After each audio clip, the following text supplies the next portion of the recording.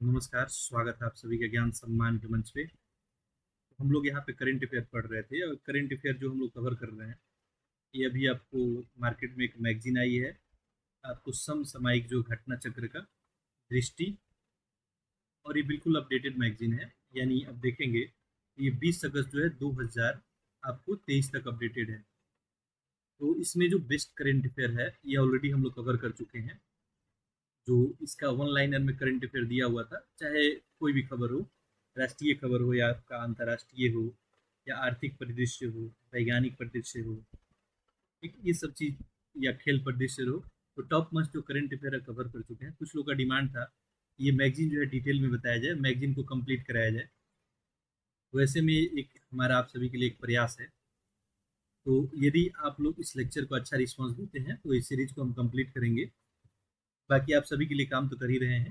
ठीक है, देखिए, अभी आगामी जो भी एग्जाम होने वाला है उसके लिए मैगजीन काफ़ी बेहतर साबित हो सकता है। ठीक है, जैसे अभी आपका बीपीएससी 69 का एग्जाम होने वाला है, या यूपी में कोई एग्जाम है आपका, यूपी पीसीएस अभी मेंस होने वाला है, या यूपी का कोई भी अन्य एग्जाम ले ले, तो इस सभी के लिए जो है, या किसी भी स्टेट का जहाँ करंट अफेयर पूछा जाता है उसके लिए मैगजीन काफ़ी बेहतर साबित हो सकता है। अब देखिए, करंट अफेयर में प्रश्न पूछने का दो जो है तरीका होता है, तो जनरली सारे सब्जेक्ट में देखेंगे।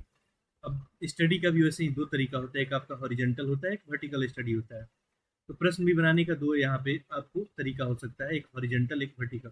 मेरा कहने का तात्पर्य ये है, किसी भी तथ्य के बारे में थोड़ा अगर आप गहराई से डेप्थ में नॉलेज रखते हैं, वर्टिकल नॉलेज हम लोग इसको बोलते हैं। ठीक है, जैसे मान लीजिए कि कोई भी टॉपिक यहाँ पे हम लिख रहे हैं, मान लीजिए अभी पहला यहाँ पे राष्ट्रीय जो है घटना के बारे में बात किया जा रहा है, उसमें पहला इन्फॉर्मेशन आपको विश्वकर्मा योजना के बारे में दिख रहा है।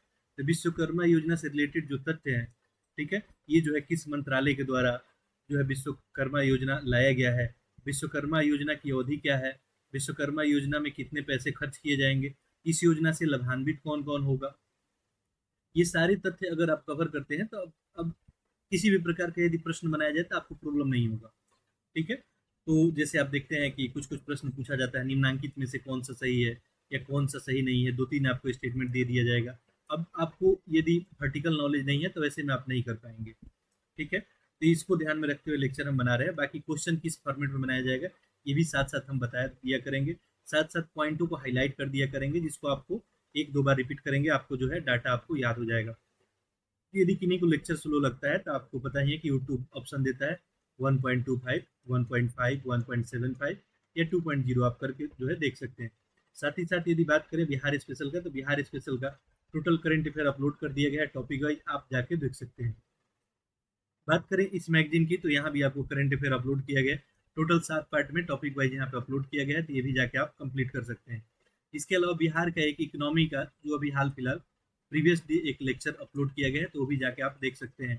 ठीक है, और प्ले लिस्ट में आप जाएंगे तो आप यदि रिवीजन करना चाहते हैं सब्जेक्ट वाइज, तो लाइव क्लास कुछ दिन पहले लिया गया था ईपीएफओ को ध्यान में रखते हुए, तो वहाँ पे आपका इकोनॉमी हो गया, पॉलिटी हो गया, मॉडर्न हिस्ट्री हो गया, साइंस में फिजिक्स हो गया, या उसके अलावा देखेंगे तो रीजनिंग का, ये सब जो है रिवीजन कराया गया है। तो बहुत कम समय में आपको रिवीजन कराया गया, आप चाहें तो रिवीजन पर्पज से वो सब वीडियो जाके देख सकते हैं।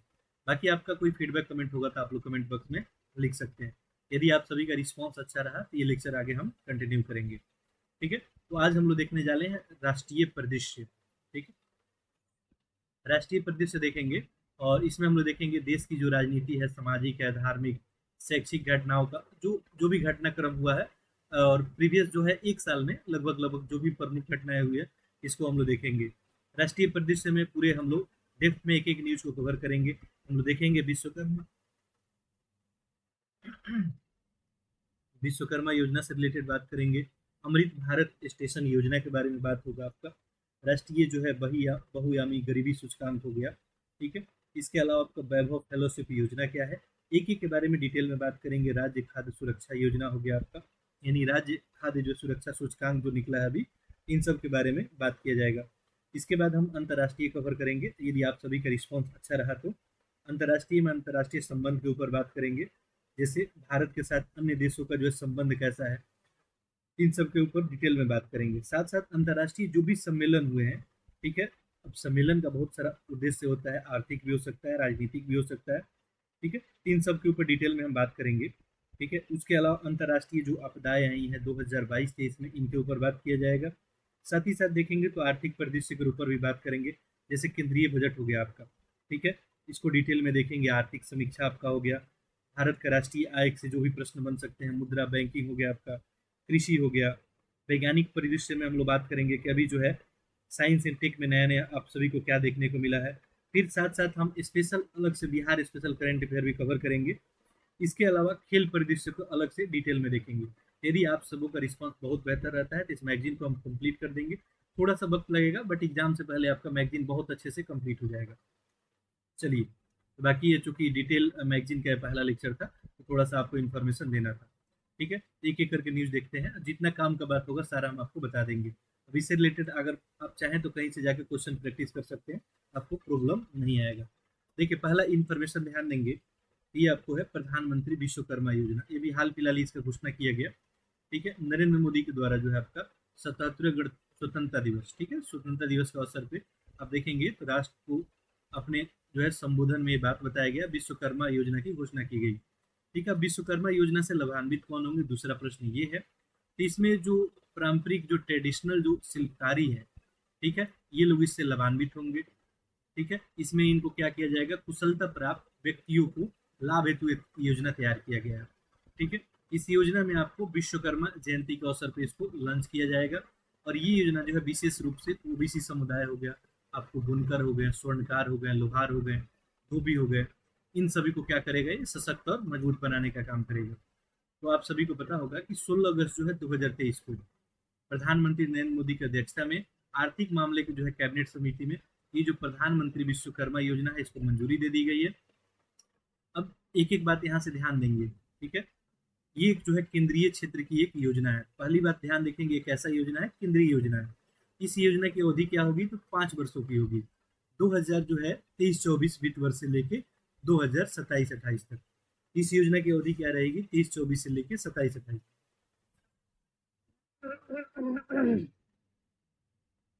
नेक्स्ट अगला बात जो है आपको याद रखना है इस योजना से रिलेटेड, इसमें टोटल परिव्यय खर्च कितना होगा इस योजना में, मान के चलिए 13,000 जो है करोड़ रुपया इसमें निर्धारित किया गया है, ठीक है।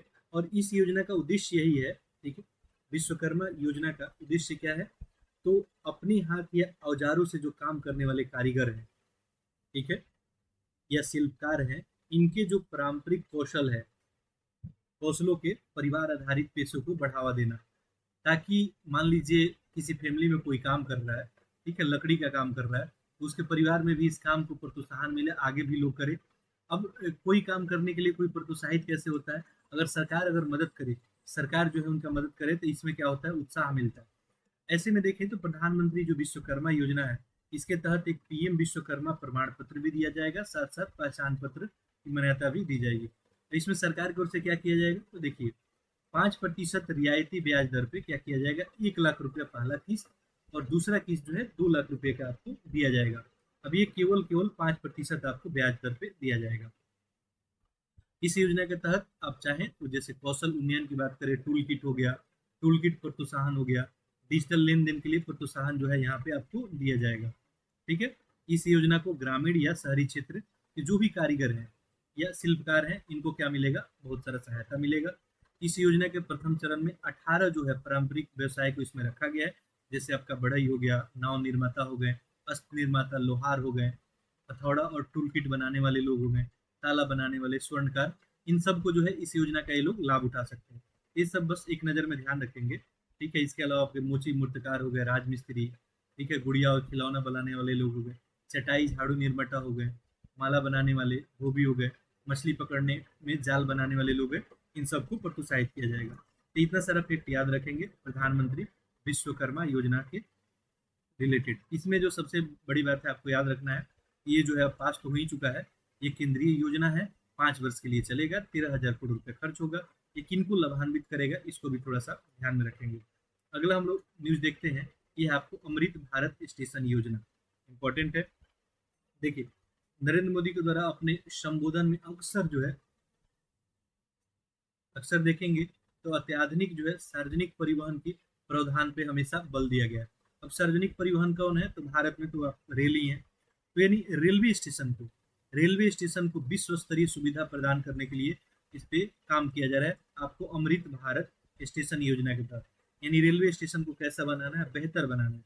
और ऐसे में देखेंगे तो देश भर में 1309 जो है रेलवे स्टेशन को अमृत भारत स्टेशन योजना यहाँ पे प्रारंभ किया गया है 1309 पे। अभी अगर हाल फिलहाल में ध्यान देंगे तो 6 अगस्त 2023 को आपको प्रधानमंत्री जो है नरेंद्र मोदी ने अमृत भारत स्टेशन योजना के भाग के रूप में देश भर में अभी 508 जो है रेलवे स्टेशन को पुनर्विकास की आधारशिला इनके द्वारा रखा गया। ठीक है, तो 508 रेलवे स्टेशन, 27 जो है राज्य और केंद्र शासित प्रदेश में इसका आधारशिला जो है यहाँ पर रखा गया उसको बेहतर बनाने के लिए। उसमें यहाँ पे लिस्ट दिया गया, लिस्ट उतना इंपॉर्टेंट नहीं है, बाकी एक नज़र में ध्यान रख लेंगे। उत्तर प्रदेश में 55 है, राजस्थान में जो है 55, बिहार में 49, महाराष्ट्र में 44, पश्चिम बंगाल में 37। ठीक है, तो ये जो है इनको चिन्हित किया गया है। इसके अलावा बात करेंगे तो 508 रेलवे स्टेशन को पुनर्विकास के लिए कितना पैसा खर्च किया जाएगा, 24,470 करोड़। ये भी थोड़ा बात ध्यान रखेंगे।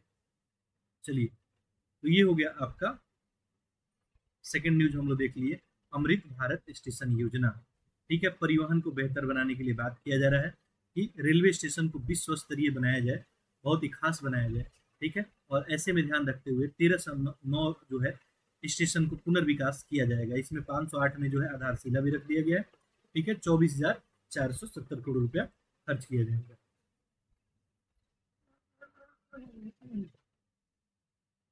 देखिए, अगला अगर ध्यान देंगे तो अगला आपको है इसमें राष्ट्रीय बहुयामी गरीबी सूचकांक, ये भी महत्वपूर्ण है।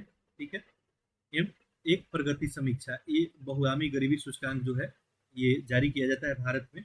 देखिए, एक आपका संयुक्त राष्ट्र विकास कार्यक्रम है, इसी के द्वारा मानव विकास रिपोर्ट सूचकांक में बहुयामी गरीबी सूचकांक भी रखा गया है।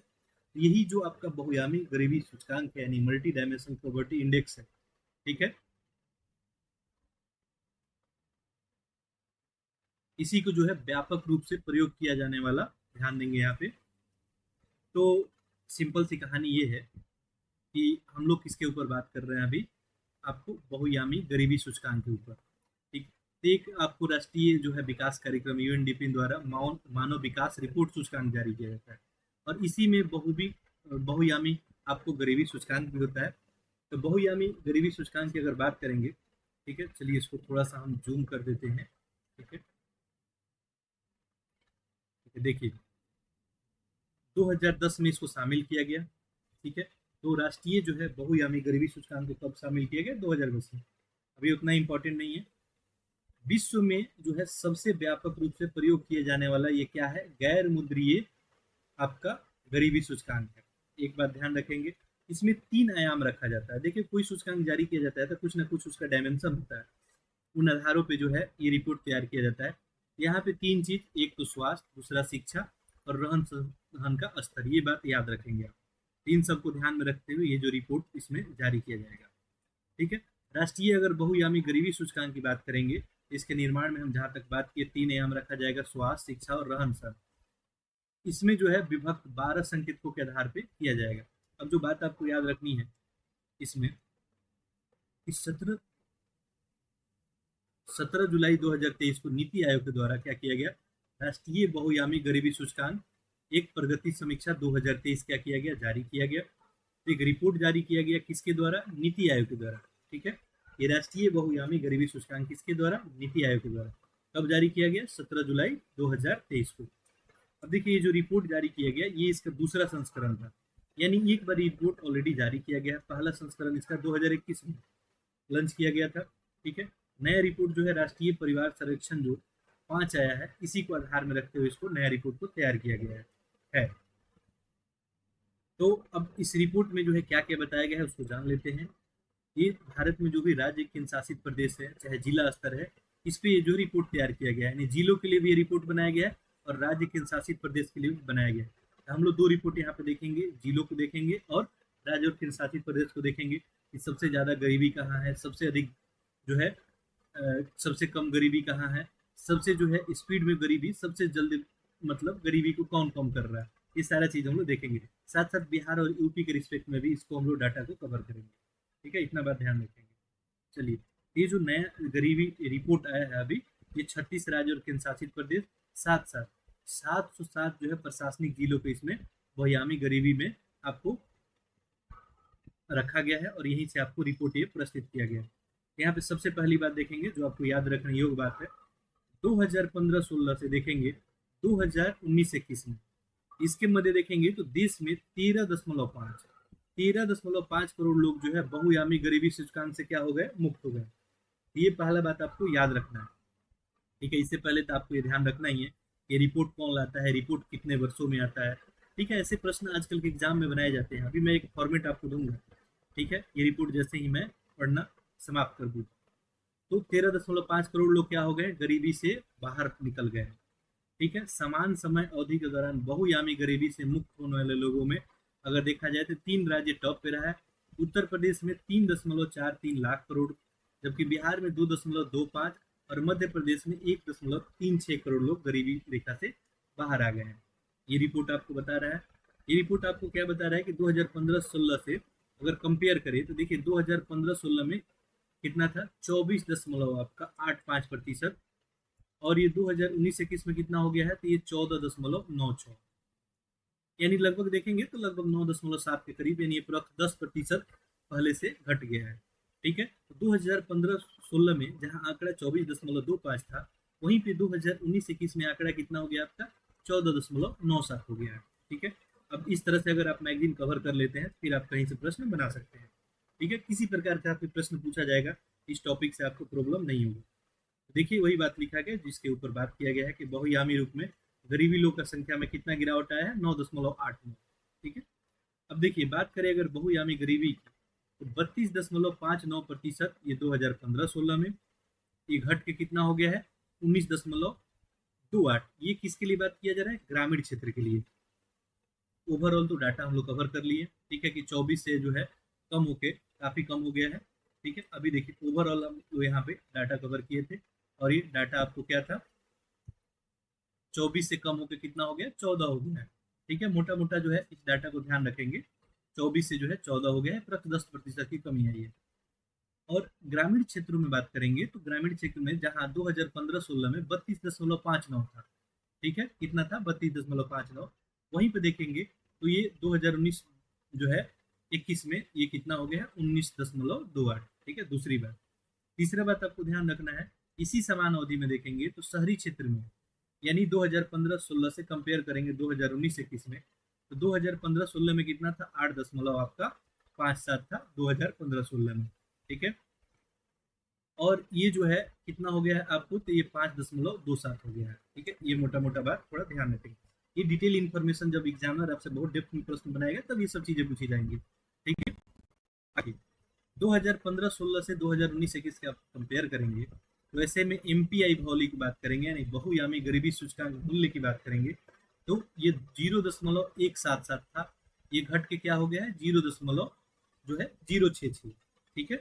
अब यूपीएससी वगैरह में जो है प्रश्न बनाए जाते हैं, वहाँ पे डाटा के साथ के साथ कुछ कंसेप्चुअल बातें भी पूछी जाती है, चाहे आप यूपी पीसीएस का देखें, बिहार पीसीएस में भी आए दिन अब ये सब चेंजेस देखने को मिल रहा है। अब इस रिपोर्ट की बात करें तो हमने बताया था कि राज्यों का भी होता है और ये जिलों का भी है, तो हम सबसे पहले देख लेते हैं। देखिए रिपोर्ट में बताया गया है कि भारत जो है 2030 तक समय सीमा में काफी पहले जो एसडीजी है, आपको सस्टेनेबल डेवलपमेंट गोल की बात की जा रही है, इसमें 1.2 जो है को प्राप्त करने की दिशा में अग्रसर है, ठीक है। सस्टेनेबल डेवलपमेंट गोल में टोटल 17 गोल होता है, उसके ऊपर अलग से हम लोग बात करेंगे। अब देखिए यहाँ से आपसे प्रश्न बनाया जाएगा कि सबसे जो है बहुआयामी गरीबी में सबसे गरीब राज्य कौन है बिहार का, तो है आपको सॉरी भारत का, तो भारत का राज्य कौन हो गया, बिहार हो गया। देखिए बिहार का अगर डाटा देखेंगे तो देखिए 2015-16 में ये 51.89 था, ये घट के कितना हो गया है, 33.76 हो गया है, ठीक है। कमी तो आई है, फिर भी यहाँ पे भारत में जो है सबसे निचला रैंक इसी को है, तो एक बात याद रखेंगे। इससे थोड़ा अधिक है आपको झारखंड और इससे थोड़ा अधिक मेघालय, ये टॉप 3 गरीब है, सबसे गरीब आपका बिहार हो गया, इससे कम थोड़ा झारखंड और फिर मेघालय। उसके बाद देखेंगे तो उत्तर प्रदेश चौथे पे और 5वें पे मध्य प्रदेश। अब देखिए अगला बात, अब सबसे अधिक बिहार है तो सबसे कम गरीबी कहाँ है, तो सबसे कम गरीबी कहाँ पे आपको, केरल में। देखिए इसको मात्र 0.55%, ठीक है, यहाँ पे गरीबी बताई गई है। अब देखिए दूसरा बात, अगर केंद्र शासित प्रदेशों का बात करेंगे तो 2019-21 में जो दादर नगर हवेली और दमन दीव है, आपको पता है कि एक अब इसको केंद्र शासित प्रदेश बना दिया गया है, तो दादर नगर और दमन एंड दीव जो है सबसे जो है सर्वाधिक गरीबी है यहाँ पे, 9.21। वहीं सबसे कम की बात की जाए तो पुडुचेरी है। ठीक है, एक केंद्र शासित प्रदेश का डाटा हो गया। तो देखिए एग्जामिनर के पास जो है करंट अफेयर में क्वेश्चन बनाने का स्कोप जो है, उसका रेंज दायरा क्या है, बहुत बड़ा है। तो जहां से चाहे वहां से बना सकता है। तो हम लोग को क्या करना चाहिए, सारा डाटा को जो है एक नज़र में ध्यान रखना चाहिए। अभी डाटा इतना सारा कैसे याद होगा, तो आपको रिपीट करना होगा। ठीक है, आगे देखते हैं। आप चाहे तो जितना हम यहाँ पे बात बता रहे हैं, आप शॉर्ट नोट वगैरह भी तैयार कर सकते हैं। देखिए बहुआयामी गरीबी सूचकांक की संख्या में सबसे तेजी से कमी लाने वाला कौन है, तो उत्तर प्रदेश, बिहार, मध्य प्रदेश, उड़ीसा वगैरह है। ठीक है, राजस्थान को जो है बताया गया है। देखिए यहाँ सबसे जो है तेजी से कमी लाने में शीर्ष 5 की बात करें तो बिहार में सबसे कमी आई है, 18.13%, पहले से गिरावट दर्ज की गई है। ठीक है, मध्य प्रदेश में देखिए 15.94, उत्तर प्रदेश 14.75, उड़ीसा आपका 13 और राजस्थान। तो यहाँ पे सबसे जो है आपको बहुआयामी गरीबी सूचकांक में कमी जो है ज्यादा देखने को मिली है। ठीक है, ये रिपोर्ट में यहाँ पे आप देख सकते हैं। ठीक है, बिहार में देखिए जहाँ 51 था, यहाँ 33 हो गया। तो देखिए सबसे ज्यादा गिरावट यही देखने को मिला है। ठीक, चलिए आगे बात करते हैं। हम लोग बात कर लिए सबसे कम गरीबी कहाँ, केरल में, सबसे अधिक गरीबी बिहार में। अब बिहार स्पेशल में इसको आप कवर कर सकते हैं। बिहार में अगर जिलों की बात करें तो सबसे ज्यादा गरीब जिला कौन है और सबसे कम गरीब जिला कौन है। चलिए बिहार में अगर बात करेंगे तो सबसे अधिक गरीबी कहाँ पे, आपको अररिया में। यहाँ पे देखिए ये रिपोर्ट बताता है कि 52.07% यहाँ पे आपको गरीबी है। इसके बाद पूर्णिया, इसके बाद आपको सुपौल। तो सबसे अधिक गरीब हो गया अररिया, पूर्णिया, सुपौल, सहरसा और मधेपुरा। ठीक है, इसके बाद देखेंगे सबसे कम गरीबी की बात करेंगे बिहार में, ये सिवान में। सिवान में मात्र 17.41। ठीक है, सिवान में 17.41। इसके बाद आपका मुंगेर है, थोड़ा इससे अधिक, फिर रोहतास, पटना और गोपालगंज। तो ये टॉप 5 आपका हो गया। ये टॉप 5 यहाँ से दिख रहा है। अब देखिए आजकल एग्जाम में कभी कभी क्या हो रहा है कि आपको ये टॉप 3 टॉप 4 भी आपको लगाने का आता है। आप बताइए कि जो है बिहार में जो है ये 3 क्रम आपको दे देगा कि सर्वाधिक जो है बहुआयामी गरीबी सूचकांक वाला, इसमें आप बताइए कि कौन सा सही है। अब एक अररिया लिख देगा, ठीक है, एक पूर्णिया लिख देगा, ग्रेटर देन लिख देगा सुपौल। ठीक है, पहला ऑप्शन, दूसरा लिख दिया पूर्णिया, अररिया। ऐसे करके भी प्रश्न जो है बनाए जाते हैं, तो आप इस फॉर्मेट में भी तैयार रखें। साथ साथ ऐसा भी प्रश्न बनाया जा सकता है कि जैसे मैं बताया आपको लेक्चर शुरू होने से पहले कुछ मैं फॉर्मेट आपको बता दूंगा, इसलिए मैं इस स्तर पे इस मैगजीन को कवर कर रहा हूँ। निम्नलिखित में से कौन सा सही है, पहला देखिए। ठीक है, ये जो गरीबी सूचकांक है ये आपको प्रत्येक वर्ष जारी किया जाता है। दूसरा दे दिया आपको, गरीबी सूचकांक में जो है बिहार सबसे निचले पैदान पे है। गरीबी सूचकांक में जो है सबसे तेजी से रिकवर बिहार के द्वारा ही किया गया है। अब कौन सा कथन सही है, केवल एक, एक और दो, दोनों, एक और दो और तीन। ठीक है, ऐसे करके प्रश्न जो है बनाए जाएंगे। ठीक है, तो किसी भी डाटा से यहाँ से प्रश्न बनाए जा सकते हैं। ठीक है, वैसे यहाँ भी प्रश्न एक बनाया जा सकता है। ठीक है, तो प्रश्न बनाने का स्कोप। अब देखिए बिहार में भी बात करेंगे अगर, क्योंकि हम बात किया अभी कि ओवरऑल इंडिया में जो है सबसे जो है गरीबी की बात की इंडिया में, तो सबसे ज्यादा गरीबी यानी गरीबी कम करने के मामले में बिहार ही नंबर 1 है। गरीब भी बिहार ही। बिहार में देखेंगे तो 2015-16 से 2019-21 का कंपेयर करेंगे, यानी 2019-21 का जो डाटा है इसका कंपेयर आप 15-16 से करेंगे, तो आप देखेंगे बहुआयामी गरीबी में सबसे ज्यादा कमी पूर्वी चंपारण में है। ठीक है, ये बात ध्यान रखेंगे। अच्छा, वहीं उत्तर प्रदेश की अगर बात करेंगे तो उत्तर प्रदेश में देखेंगे तो बहराइच में सबसे ज्यादा गरीबी। ठीक है, 54.4। फिर श्रावस्ती हो गया, बलरामपुर, बदायूं और सीतापुर, ये टॉप 5 हो गए। अब देखिए आप जिस स्टेट से हैं इस डाटा को थोड़ा ध्यान रखेंगे। यूपी वाले रहेंगे तो यूपी का जो भी एग्जाम लिख रहे हैं वहाँ यूपी स्पेशल हो जाएगा। बिहार वाले बिहार का डाटा ध्यान रखेंगे। सबसे कम गरीबी की बात करें तो गाजियाबाद हो गया आपका 6.93। फिर लखनऊ हो गया, कानपुर हो गया, गौतम बुद्ध नगर और फिर लास्ट में हापुड़।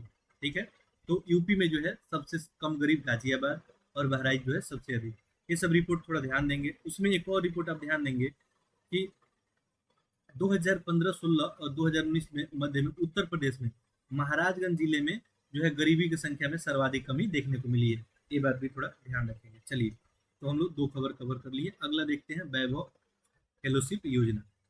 देखिए सबसे पहले बात कर लेते हैं योजना है क्या, किसके लिए है और इस योजना में क्या किया जा रहा है। देखिए सबसे पहली बात, अक्टूबर 2020 में देखेंगे तो भारत सरकार द्वारा एक वैश्विक भारतीय वैज्ञानिक शिखर सम्मेलन का आयोजन किया गया था, और यहीं पे प्रवासी एवं निवासी भारतीय शोधकर्ता शिक्षाविद को एक आभासी सम्मेलन था। एक आपको ये जो सम्मेलन था एक ऐसा था, आभासी था।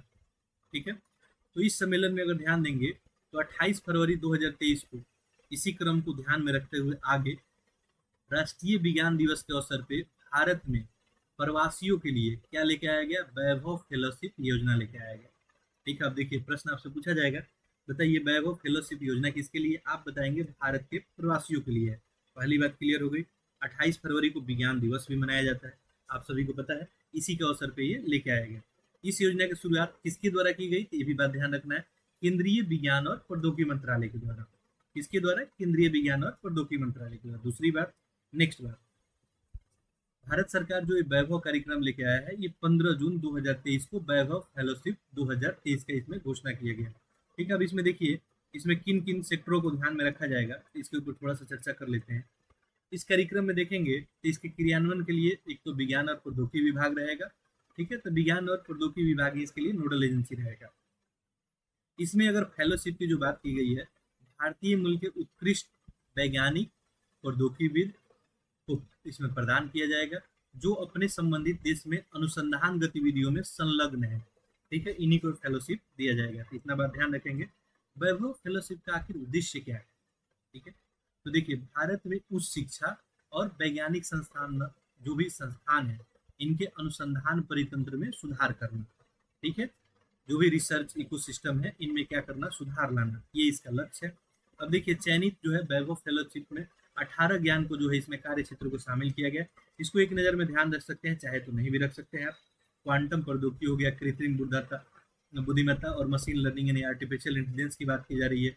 आपका कंप्यूटेशन विज्ञान हो गया, डाटा विज्ञान हो गया। ठीक है, हम कोशिश कर रहे हैं कि कम से कम समय में आपको अधिक से अधिक कंटेंट प्रोवाइड कराएं।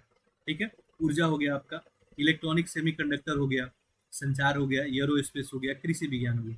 इन सब चीजों को जो है इसमें रखा गया। अगला देखिए, अगला है आपको माहिर। ये क्या है, mission on advance and high impact research. ठीक है, मिशन और advance and high impact research, आइए इसके बारे में जानते हैं आखिर ये है क्या। देखिए देश में ऊर्जा क्षेत्र में, किसमें, ऊर्जा क्षेत्र से संबंधित नवीनतम एवं उभरती हुई प्रौद्योगिकियों यानी लेटेस्ट एंड इमर्जिंग टेक्नोलॉजी पे अत्याधुनिक और उच्च प्रभाव अनुसंधान हाई इम्पैक्ट रिसर्च संचालित किए जाने की तत्काल आवश्यकता है। बिल्कुल हो सकता है कि देश में जो भी ऊर्जा क्षेत्र है आपका, इसमें नए नए टेक्नोलॉजी के नए नए हम प्रौद्योगिकी का यूज करके और अनुसंधान करें। और इस आवश्यकता को पूरा करने के लिए दृष्टिगत हाल ही में ये माहिर जो है लेके आया गया है। ठीक है, अब देखिए अब आज आप सभी को पता है कि ये सबसे बड़ा समस्या बना हुआ है हमारा पर्यावरण प्रदूषण। तो ऐसे में लेके पूरा विश्व जो है एक साथ मिल के काम कर रहा है और इसके लिए आपको कॉप वगैरह का बैठक होते रहता है। तो अभी जो है देखेंगे हाल फिलहाल तो नवीनकरणीय ऊर्जा पे जो है ज्यादा ध्यान दिया जा रहा है।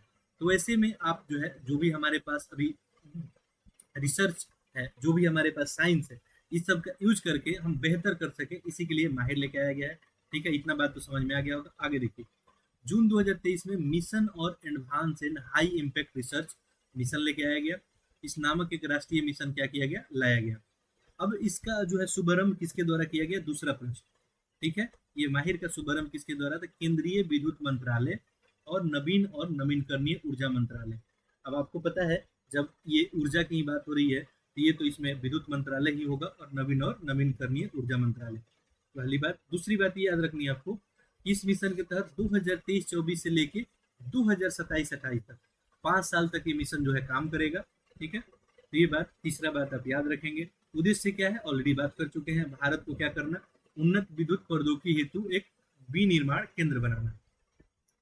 मिशन ये द्विस्तरीय में होगा, इसमें एक एपेक्स कमेटी होगी, एक शीर्ष समिति होगी। ठीक है, तो दो कमेटी इसमें होगी, एक एपेक्स होगी और दूसरा आपको टेक्निकल स्कोपिंग कमेटी होगी।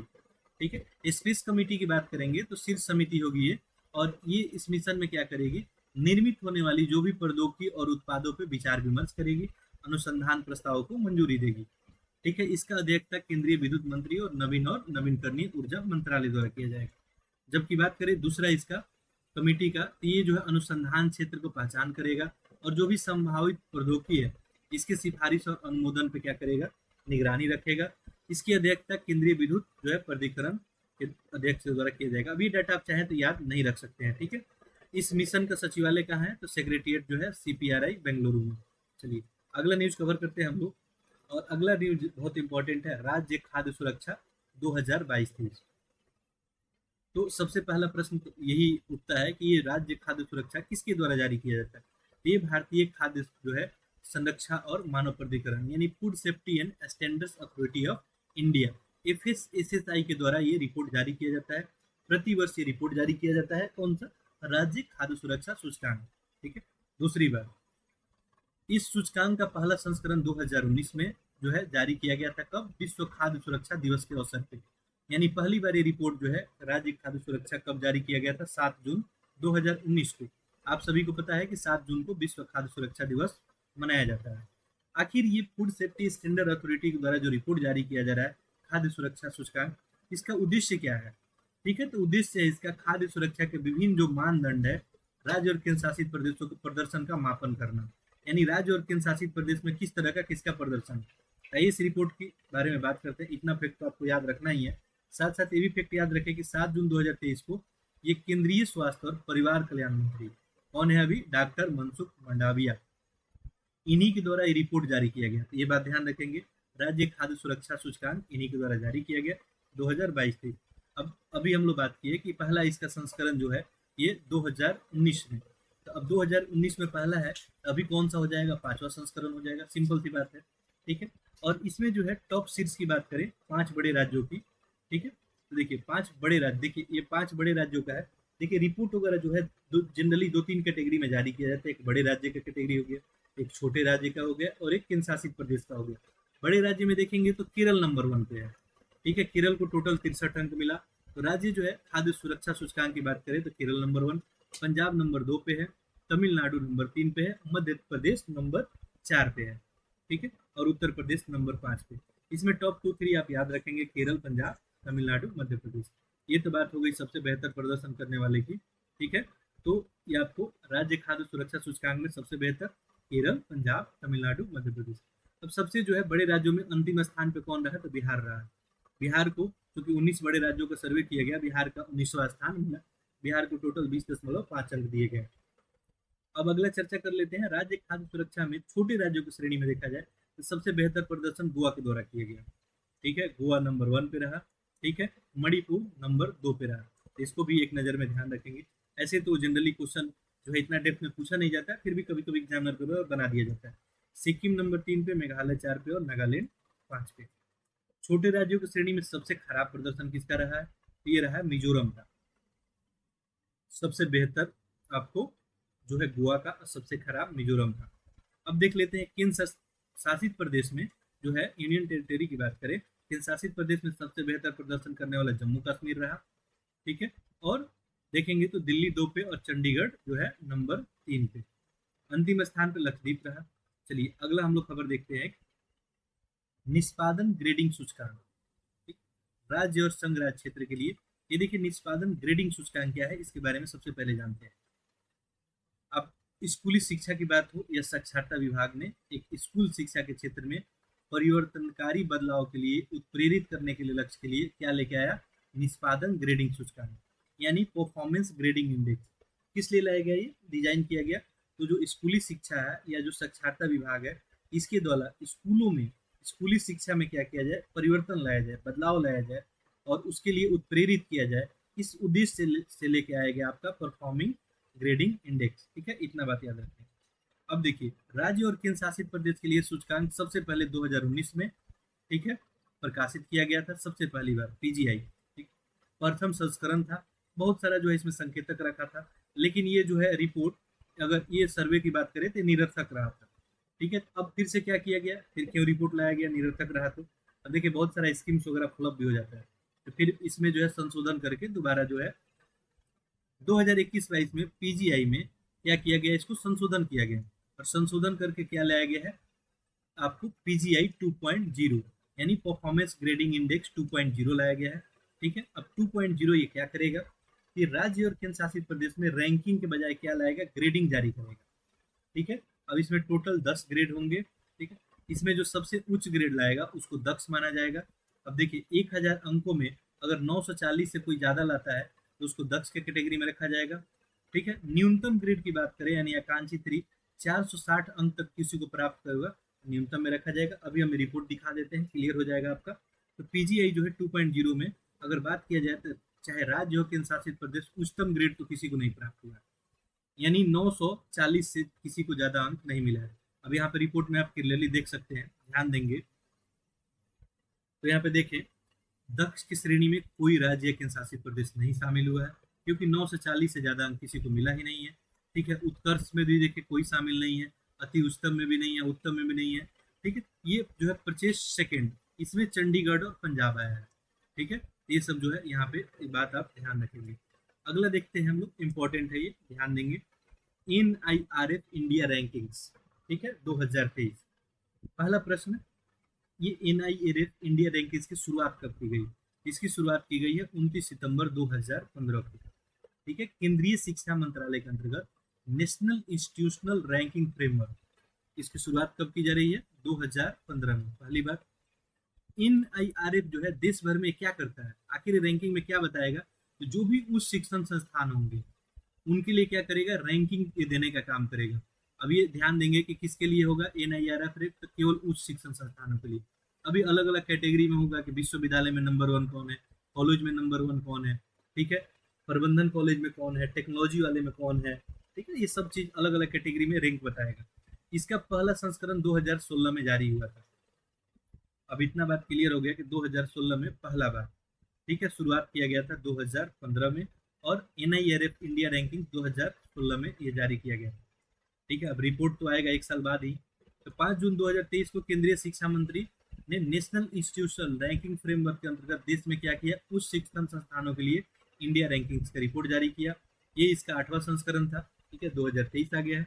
अब इसमें 5 श्रेणियों में क्या किया गया, ये आपको रिपोर्ट दिया गया। अब बात कर लेते हैं इस रिपोर्ट में कौन कौन कैसा प्रदर्शन किसका रहा है। तो देखिए, ओवरऑल अगर बात करें, एक रिपोर्ट निकला है कि ओवरऑल नंबर 1 पे कौन रहा, कॉलेजों में नंबर 1 पे कौन रहा, विश्वविद्यालय की बात करें, रिसर्च इंस्टीट्यूट की बात करें, इनोवेशन में बात करें, देखिए,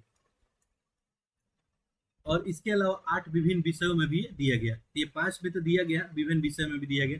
अब एक नजर में इसको ध्यान रखेंगे, कोई एक प्रश्न यहाँ से बनाया जा सकता है। इंडिया रैंकिंग 2023 में पिछले संस्करण की तुलना में 3 बदलाव भी किया गया, 3 नया नया जो है यहाँ पे ऐड किया गया। पहला क्या ऐड किया गया, कृषि संबंध क्षेत्र को भी इसमें शामिल किया गया, नवाचार को भी शामिल किया गया, और वास्तुकला को भी इसमें पहली बार रैंकिंग जारी किया गया। हम लोग देखेंगे नवाचार में आखिर कौन है, वास्तुकला में कौन है। ठीक है, देखिए, ओवरऑल अगर पूछा जाए NIRF में ओवरऑल नंबर 1 पे कौन है, आप क्या बताएंगे, IIT मद्रास। ये लगातार 5वां वर्ष IIT मद्रास रहा था, इसको प्रथम स्थान मिला है। देखिए, यहाँ पे इंडिया रैंकिंग जो है 2023 जारी किया गया है, 5 संस्थान है, टॉप 1 पे कौन है, IIT मद्रास है। ये ओवरऑल रैंकिंग है। देखिए, ओवरऑल देखिए इसको अंक कितना मिला है, 86.69। दूसरे पे आपका भारतीय विज्ञान संस्थान है बेंगलुरु।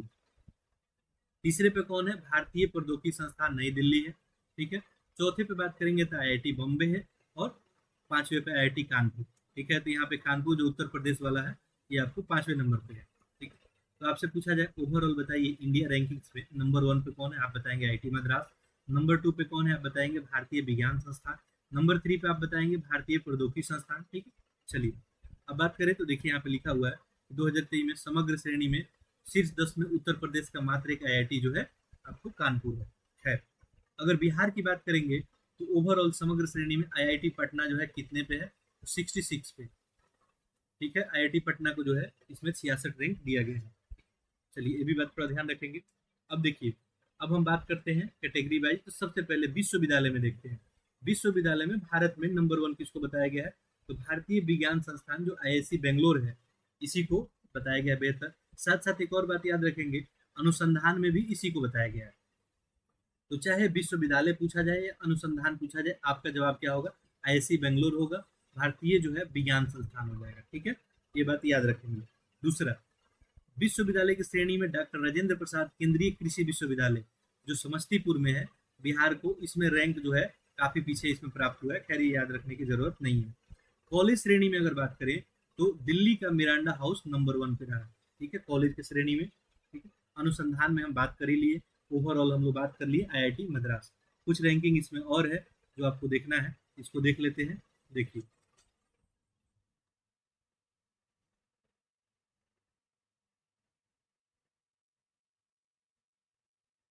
देखिए, अगर बात करें हम लोग तो नवाचार में अगर बात करेंगे, देखिए आप देख सकते हैं तो नवाचार की श्रेणी में किसको मिला है? देखिए नवाचार पहली बार इस रैंकिंग में शामिल किया गया, और नवाचार में आईआईटी कानपुर को। इंपॉर्टेंट है, याद रखेंगे। अब यांत्रिक में, इंजीनियरिंग में बात करेंगे तो आईआईटी मद्रास ही रहेगा, ओवरऑल में आईआईटी मद्रास ही है। ठीक है। अगर बात करेंगे हम लोग प्रबंधन का, मैनेजमेंट की बात करेंगे, तो उसमें भारत में सबसे बेहतर किसको बताया गया है? आईएमएम अहमदाबाद को। ठीक है। फार्मेसी में अगर पूछा जाए तो राष्ट्रीय औषधीय शिक्षा अनुसंधान हैदराबाद, ये फार्मेसी के सेक्टर में रहा है। वहीं पे अगर आपसे चिकित्सा में पूछा जाए तो चिकित्सा के क्षेत्र में एम्स दिल्ली हो गया आपका, अखिल भारतीय आयुर्वेदिक संस्थान नई दिल्ली। ठीक है। अगर दंत चिकित्सा की बात किया जाए तो इसमें Savita institution of medical and technical science Chennai. ठीक है। अब डिटेल में अगर पूछा जाए, बताइए एनआईआरएफ रैंकिंग के अनुसार जो है आपको विधि के क्षेत्र में जो है सबसे नंबर 1 किसको बताया गया है? ठीक है। विधि, तो विधि यानी लॉ में तो national law school of India university Bengaluru को बताया गया। वास्तुकला में वही पूछा जाए आपसे तो आईआईटी रुड़की हो जाएगा। कृषि में पूछा जाए तो भारतीय कृषि अनुसंधान नई दिल्ली हो जाएगा। इतना सारा मैटर आप एक नज़र में ध्यान रखेंगे, ओवरऑल रैंकिंग तो ध्यान ही रखेंगे। अब अगला एक और मैटर हम लोग देख लेते हैं, बहुत ही इंपॉर्टेंट है। ठीक है। और ये आपको है नया संसद भवन का उद्घाटन को लेकर। ठीक है। देखिए, क्योंकि ये अभी नया संसद भवन बना है, तो इससे रिलेटेड कुछ बातें पूछी जा सकती है। देखिए, अभी तक जो संसद भवन में काम चल रहा था तो कॉलोनियल एरा का वो संसद भवन था, उपनिवेशिक काल का संसद भवन था।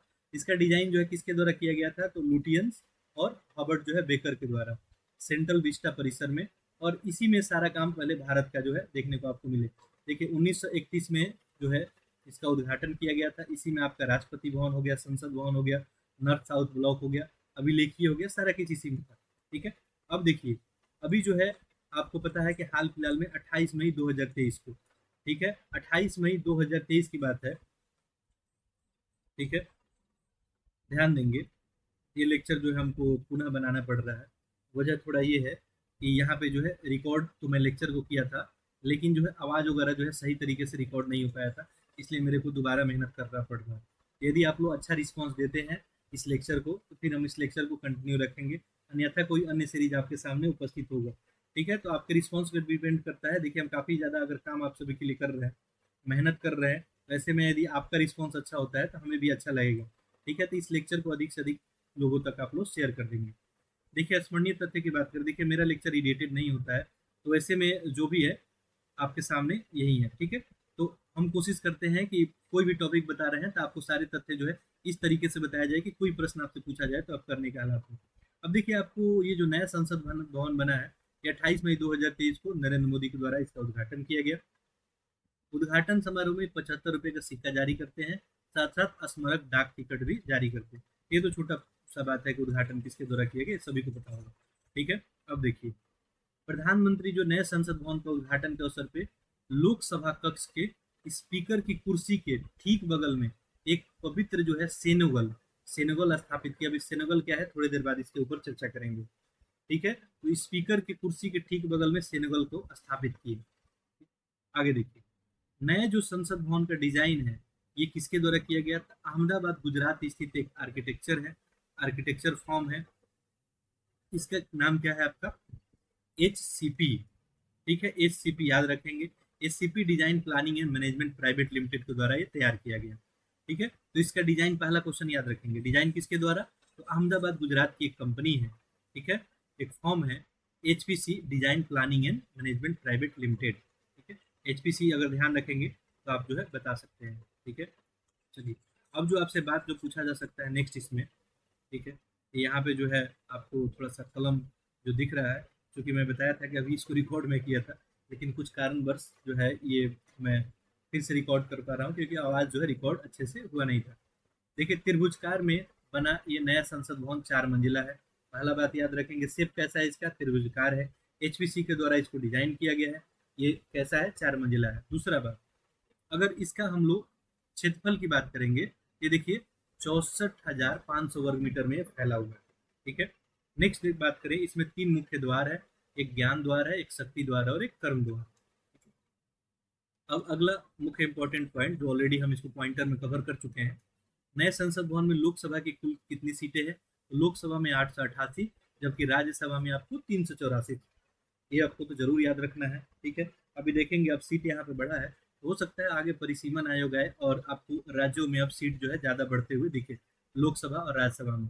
ठीक है, चलिए, तो इतना बात याद रखेंगे, 888 सीट लोकसभा में और 384 कितना राज्यसभा में। अब एक आध फैक्ट और है इसके बारे में जो हम लोग देख लेते हैं। नए संसद भवन में लोकसभा का आंतरिक हिस्सा जो है लोकसभा का राष्ट्रीय पक्षी पीकॉक मोर पे आधारित है लोकसभा का, जबकि राज्यसभा की बात करेंगे तो इसका आंतरिक हिस्सा राष्ट्रीय पुष्प कमल पे आधारित है। ये भी बात याद रखेंगे। इसके साथ ही नए संसद भवन के प्रांगण में देखेंगे तो राष्ट्रीय वृक्ष जो है बरगद भी स्थित है। ये भी बात ध्यान रखेंगे। अब जैसे हम बात किए थे सेनेगल, ठीक है, सेनेगल के ऊपर थोड़ा सा चर्चा कर लेते हैं, आखिर सेनेगल का वहाँ पे स्थापना प्रधानमंत्री के द्वारा क्यों किया गया। ठीक है, देखिए, तो संसद भवन में सेनेगल की स्थापना किया गया 14 अगस्त 1947 को भारत की स्वतंत्रता की पूर्व संध्या एक पवित्र सेनेगल का निर्माण किया गया था। ठीक है, अब इस सेनेगल को एक तमिल अधिनम धार्मिक मठ के द्वारा पंडित नेहरू को सौंपा गया, जो अंग्रेज से भारत को सत्ता हस्तांतरण का क्या था, एक प्रतीक था, एक चिन्ह था। तो सेनेगल क्या था, ये सत्ता हस्तांतरण, भारत जो आजाद हुआ, ठीक है, सत्ता का जो हस्तांतरण हुआ, ब्रिटेन से सत्ता हस्तांतरित होकर भारतीयों के हाथ में है, उसका एक क्या था, पहचान चिन्ह था। 1947 में जो पंडित नेहरू को प्राप्त सेनेगल की लंबाई 5 फीट थी और उस पर सोने की परत जो है चढ़ाई गई थी। 14 अगस्त 1947 को देखेंगे तो पंडित नेहरू के द्वारा सेनेगल को प्राप्त करने के बाद इसे कहाँ रख दिया गया, इलाहाबाद संग्रहालय में, जो वर्तमान प्रयागराज में है। तो प्रयागराज में रखा गया था। अब इसी को क्या किया गया है, पुनर्स्थापित किया गया है। ठीक है, 28 मई 2023 को प्रधानमंत्री के द्वारा नए संसद भवन के उद्घाटन अवसर पर लोकसभा अध्यक्ष के आसन के समीप ऐतिहासिक स्वर्ण जो है राजदंड सेनेगल को क्या किया गया, स्थापित किया गया। ठीक है, तो ये आपको क्लियर हो गया होगा कि आखिर सेनेगल वगैरह है क्या। ठीक है, आगे देखिए, 1947 में उसी सेनेगल को प्रधानमंत्री के द्वारा नए संसद भवन में स्थापित किया गया। सेनेगल के शीर्ष पे भगवान शिव का पवित्र बैल नंदी को नक्काशी के माध्यम से चित्रित किया गया। अब ये सेनेगल पे चित्र है, किसी किसी एग्जाम में एग्जामिनर चाहे तो भी बात पूछ सकता है। ठीक है, सेनेगल के शीर्ष पे क्या है, तो भगवान शिव का पवित्र बैल नंदी का नक्काशी किया गया है। तमिलनाडु में देखेंगे चोल राजा में, तो उसके शासनकाल के दौरान महायाजकों के माध्यम से जो सेनेगल है, सेनेगल को एक राजा से दूसरे राजा को सौंपा जाता था। ठीक है, जैसे एक राजा का कार्यकाल समाप्त हुआ दूसरे राजा को दे दिया जाता था। ठीक है, अब सेनेगल लेने के साथ ही आपको उत्तरदायित्व हो जाता था शासन वगैरह का। ठीक, ये सब बात आपको संसद भवन से याद रखना है। ठीक है, अब चलिए आगे बढ़ते हैं, उड़ान के बारे में थोड़ा सा बात कर लेते हैं। उड़ान जो है 5.1 क्या है, देखिए, उड़ान के बारे में बात करेंगे तो ये 2016 का स्कीम है, केंद्र सरकार के द्वारा पहली बार देश में राष्ट्रीय नागर विमानन नीति, इन्हीं के द्वारा इसका घोषणा किया गया उड़ान स्कीम का। तो उड़ान स्कीम कब आया, सबसे पहला क्वेश्चन 2016 में है। ठीक है, उड़े देश का आम नागरिक। अब ये उड़ान स्कीम कब आया, 2016 में। 2017 में उड़ान योजना के अंतर्गत पहला उड़ान भरा गया था शिमला से लेके दिल्ली तक। किसी किसी एग्जाम में भी उड़ान स्कीम के तहत पहला जो है उड़ान कहाँ से कहाँ तक, तो शिमला से लेके दिल्ली तक। ठीक है, अब इसका 4 चरण पूरा हो गया है। ठीक है, उड़ान 1.0, 2.0, 3.0, 4.0। अब कौन सा चलेगा आपका, उड़ान 5.0। अभी उड़ान 5.0 ही चल रहा है। ठीक है, 21 अप्रैल 2023 से देखेंगे तो उड़ान आपका क्या चल रहा है, 5.0 चल रहा है।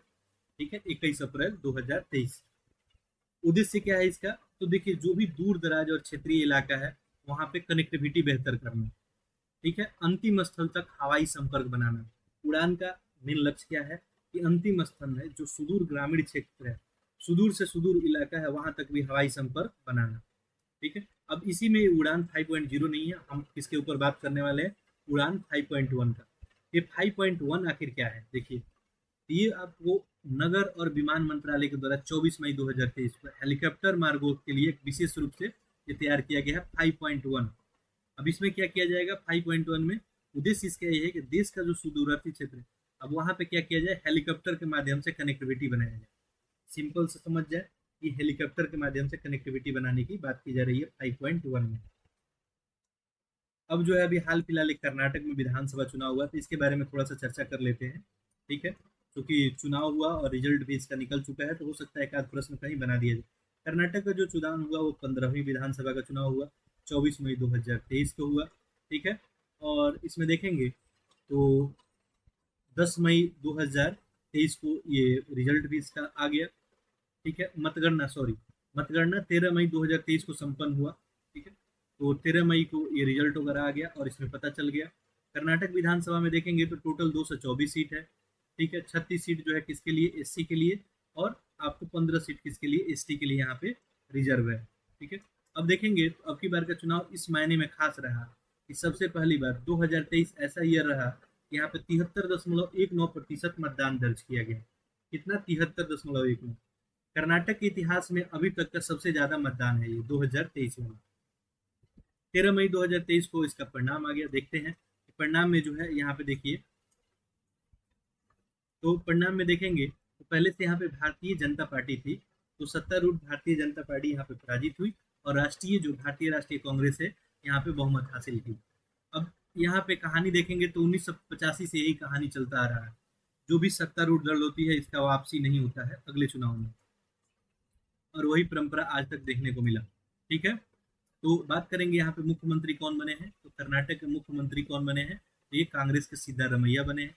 जबकि बात करें अगर अध्यक्ष का, कर्नाटक प्रदेश का अध्यक्ष का, तो ये कौन है, अध्यक्ष है डीपी शिव कुमार, ये उप मुख्यमंत्री बन गए। अब देखिए यही रिजल्ट है आपके सामने, टोटल 224 सीट है। 224 में कांग्रेस को कितना मिला, 135 सीट, और कांग्रेस को कितना मत मिला, 42.88%। भारतीय जनता पार्टी को यहाँ पे 66 सीट मिला, और बात करें तो ये 36% इनको मतदान मिला। फिर जनता दल सेकुलर को ये 19 सीट। तो इसको भी थोड़ा एक नजर में, कम से कम टॉप 2 तो ध्यान में रखेंगे ही। कांग्रेस को 135 और जनता पार्टी को जो है 66। ठीक है, तो इस तरह से हम लोग ये न्यूज कवर किए। बाकी जो है लेक्चर का लेंथ काफी लंबा हो जाएगा, तो इतना न्यूज हम रखते हैं। अगले लेक्चर से जो है राष्ट्रीय को ही कवर करेंगे हम। तो मान के चले कि 2-3-4 लेक्चर में राष्ट्रीय कवर होगा, फिर अंतर्राष्ट्रीय देखेंगे, खेल देखेंगे। ठीक है, तो आप लोग लेक्चर को अगर अच्छा रिस्पॉन्स देखते हैं तो इसको हम कंटिन्यू रखेंगे। चलिए, बाकी हमारा प्रयास रहा है कि सारे तथ्यों को कम समय में आपको बता दिया जाए। अब इससे रिलेटेड आप कोई कहीं से चाहें तो आप प्रश्न जो है क्या कर सकते हैं, लगा सकते हैं। बाकी आपका कोई फीडबैक कमेंट होगा तो आप लोग कर सकते हैं। चलिए, आप सभी का बहुत बहुत धन्यवाद।